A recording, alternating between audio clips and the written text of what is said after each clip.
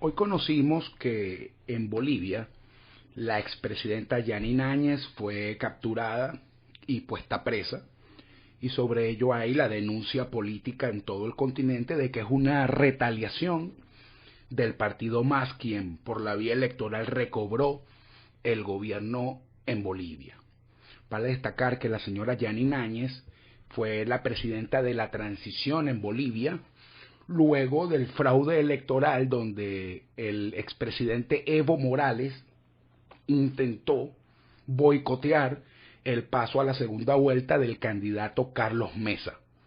Esto trajo unos episodios de protestas, de rebelión civil, hasta que en una negociación donde ya los militares le quitaron el respaldo a Evo Morales, salió del país, se calmaron las protestas y se inició un gobierno de transición. Un gobierno de transición donde la línea sucesoral presidencial no se cumplió porque los que tenían que suceder a Evo Morales en la presidencia, luego del abandono del cargo y del país, no querían asumir. Y se fue quitando uno, el segundo, el tercero, y al final quedó la señora Áñez a cargo de la transición. Esta transición fue accidentada no solo por la conflictividad política interna, sino porque tomaron la decisión de que fuese una transición corta y repetir la primera vuelta electoral lo antes posible.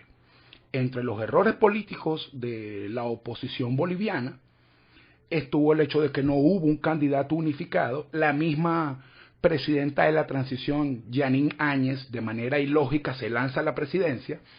El líder de la resistencia, el señor Camacho, se lanza a la presidencia. El candidato al cual le intentaron hacer el fraude, Carlos Mesa, se lanza a la presidencia. El expresidente Tuto Quiroga también se lanza. Mientras tanto, el MAS seguía teniendo una mayoría social, tenía una estructuralidad política. Hay que decir que hicieron una buena campaña, mientras la oposición no hizo una estructura política y un discurso que lograra nuclear el sentimiento en contra del partido de Evo Morales, el movimiento al socialismo, y así el candidato del MAS ganó en primera vuelta. Hay que decir entonces que los errores políticos, tanto de Yanine Áñez como del conglomerado opositor, configuran la puerta abierta para el regreso del candidato de Evo, pero y hay que decirlo también, las elecciones tienen consecuencias, ya sea en sistemas estables o en sistemas muy inestables como el sistema boliviano. Y este abuso de poder se da precisamente porque la oposición no hizo lo que tenía que hacer, no solamente para mantener el poder, sino para que hubiera equilibrios. Me sumo, y desde el movimiento DS de Venezuela nos sumamos a la condena a esta retaliación y venganza política.